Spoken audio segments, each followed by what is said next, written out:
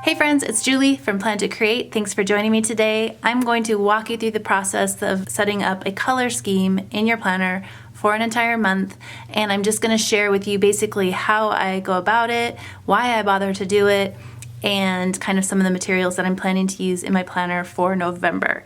So thanks for joining me. I hope you'll get a little creative inspiration today and that it will help you dig into your stash to find what you can use in your planner. So setting up a color scheme for the month is what I'm trying to achieve here, and I thought I would just explain to you why I bothered to do that. And really it's for about 3 reasons.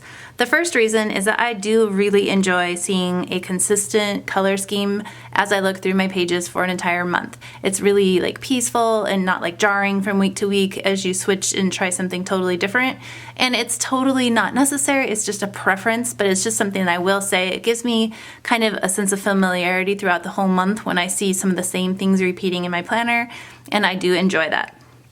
The second thing is that it gives me a chance to use up some of the supplies that I would normally otherwise hoard. So you're going to kind of see how that works out and plays out this month in my planner for November. But otherwise, you know, like I had these sticker sheets, they might just sit there, never get used. So at least this gives me kind of a focus and a, determination to use some of the supplies that I already have on hand. I didn't buy anything new per se. The last reason is that I feel like it gives me just that opportunity to exercise creativity right next to my strategic plans. It's like I love to write things in my planner. I like to get my ideas out and onto paper, but I feel like the creativity is something that we should be exercising. We are kind of born with this desire to create, with this ability to create, and so I am all about exercising that ability, and this is how I choose to do it in my daily plans or my weekly plans or my monthly plans. I have this laying out here because this was basically the inspiration piece. I knew in October I had selected some colors based on some sticker kits that I had found, and so that was really easy. It was already determined, like, oh, I loved the kits, the colors in the kits, so I just pulled things that would match and go with that. But everything it always starts with some type of inspiration. And for me, I was cleaning out my desk, I came across these stickers, and I saw them, and immediately I thought, ooh, November, that'd be so pretty. What I love about these is that it takes some of the traditional fall colors, kind of that mustard yellow and kind of the burnt orange, and then it throws in this really pretty magenta orchidy color, which is just unexpected. And so that was really fun. I don't see a lot of things like this out in the planner market, and so that's just I want to pull it together and make my planner unique, and these are just the colors that I really felt like were fun and unexpected. Went ahead and I started to match up inks, and I'm going to kind of slide this down so that you guys can see the inks that I've pulled out to use this month. I already use this color a ton, this color a ton, this color a ton, so it's really fun for me to be able to combine those, throw in a couple of new ones, and make this totally unique color scheme. So this is Coral Cabana from Catherine Pooler.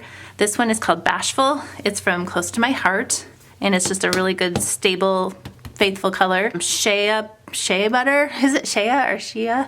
Oh, Shea butter from Catherine Pooler. Sweet 16, and then Twilight. So you can see those all stamped here, kind of in that same order and how they look and kind of how they maybe match up or maybe just go with that initial inspiration piece. So that's basically where I start with an inspiration, and then I start to gather my inks. That's probably the first and foremost, boldest impact I can have. Since we're talking about inks, I'll go ahead and share at least one of the stamps that I set out for this month. Obviously, it's November, so a November stamp set makes a lot of sense to pull that out. But I'll be incorporating other little things that I come across. I usually have stamps sitting out on my desk, and I just love to incorporate them whenever I can, however I can. I have a little jar that I use of just my most used regular stamps. You guys have probably seen that before. And so those are the kinds of things that are going to be popping up in these colors of ink. Another way to make a fun impact with these same colors in your planner is through washi. Truth be told, I don't have a ton of these colors of washi. I'm surprised. I don't really have a lot of blush pink. This magenta color is really hard for me to track down in washi.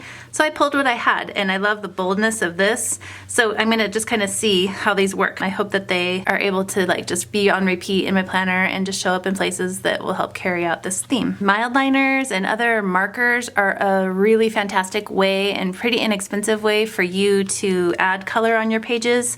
And basically I have chosen 6 mild liner colors that I repeat all the time, but I also love to throw them into different configurations. So unexpected color twists, kind of that same thing. You're throwing these in, that looks really nice and fallish, but ooh, wow, that adds a super unexpected twist, but they still look really nice together. So I love that concept. For their name, mild liner.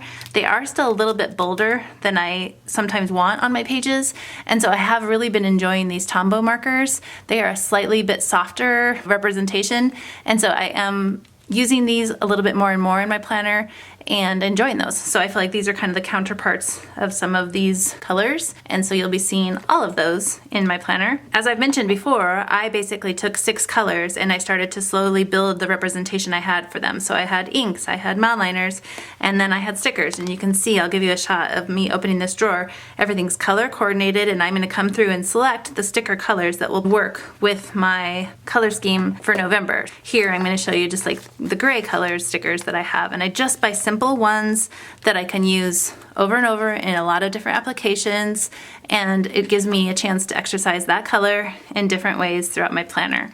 I have a drawer for each of these colors, and I'm not going to walk you through each of those specifically, but it's just great to have right at my fingertips as I'm planning out my weeks. So I hope that kind of gives a big overview of why I plan for the month with the color scheme, how I go about doing it, how you could get started with just even a few colors. You don't have to have 5, you could start with 2 or 3, and then, kind of beef those up and then move along from there. I'm really excited. I will walk you through hopefully my pages for October to kind of let you see how they turned out, and then let me know, would you prefer to see a plan with me one week of how I'm using these or how I'm doing it in my planner, or if you're okay with just seeing a flip through at the end of the month, let me know kind of what would help inspire you. And of course, comment below and let me know what's your inspiration piece this month, or take some time to think about that, and then maybe let me know what you're doing in your planner this month. I would love to see. You can always hop over to my Facebook group, Plan to Creatives, and please share your stuff there, because I would love to see kind of what you're doing. You don't have to be using my inserts, just whatever planner you're using, feel free to pop in and share your ideas. Thanks so much for joining me. I'll hope to see you soon.